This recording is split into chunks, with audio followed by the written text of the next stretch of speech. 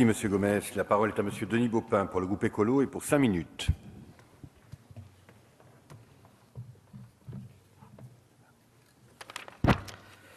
Monsieur le Président, Monsieur le Ministre, si notre groupe a souhaité avoir ce débat sur la fiscalité des carburants, c'est que nous souhaitons avoir une réflexion en dehors des débats que nous avons eus déjà depuis le début de cette mandature à chaque PLF et avoir un petit peu le temps de la réflexion et de l'échange.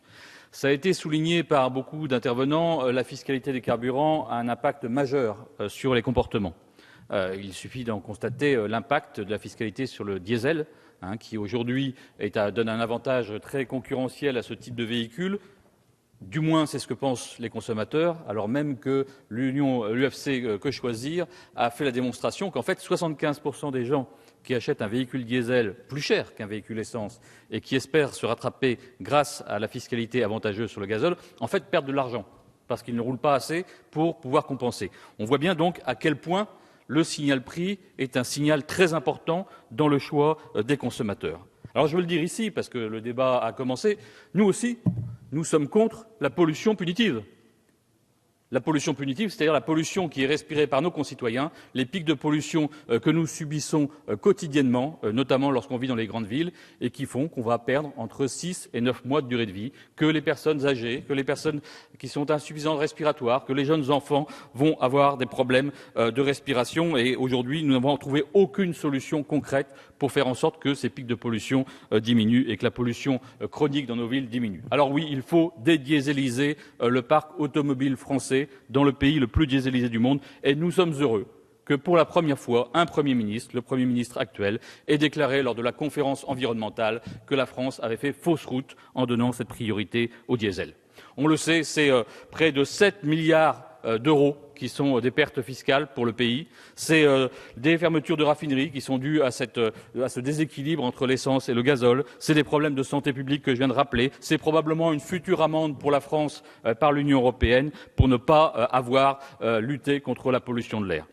Depuis 2007, on le sait, la Cour des comptes l'a dit, il n'y a aucune raison de continuer à donner un avantage fiscal au diesel, aucune raison environnementale. Et c'est un peu comme si aujourd'hui, tant qu'on maintiendra cet écart de fiscalité, ou au moins un écart de fiscalité, c'est un peu comme si on subventionnait, si la sécurité sociale subventionnait le tabac, alors même que, évidemment, les impacts en sont connus. Donc nous sommes heureux qu'il y ait eu une évolution qui ait commencé pour réduire ce différentiel entre l'essence et le gazole. Mais nous le disons parce que nous sommes soucieux, comme notre collègue Carvalho l'évoquait, des conséquences sociales que ça peut avoir. Nous souhaitons qu'une partie des recettes fiscales qui seront générées puisse être utilisée pour aider les ménages les plus en difficulté pour faire face à cette évolution.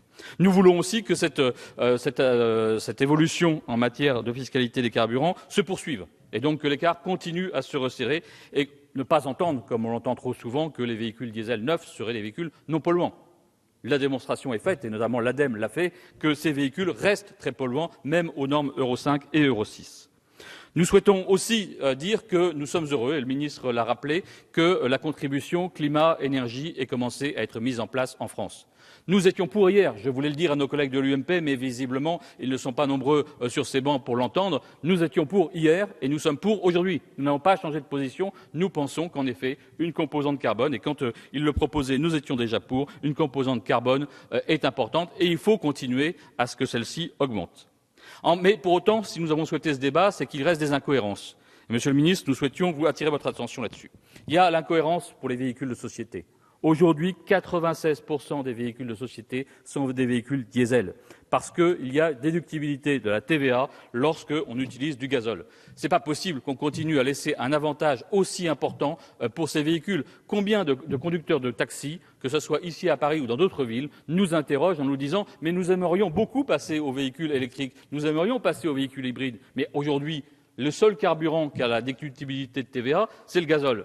Il faut qu'on change cette situation. » Vous avez pris l'initiative, Monsieur le ministre, de faire en sorte qu'on augmente la taxe sur les véhicules de société pour essayer de compenser et pour prendre en compte cet impact environnemental. Pour autant, aujourd'hui, le signal n'est pas suffisamment important pour que ça ait fait évoluer le parc automobile. Et donc, il est nécessaire qu'on supprime cette déductibilité de TVA pour les véhicules diesel et qu'on donne au contraire une déductibilité pour les carburants alternatifs. Il faut aussi favoriser tout ce qui va dans le sens des véhicules au gaz, le GNV et demain le biométhane.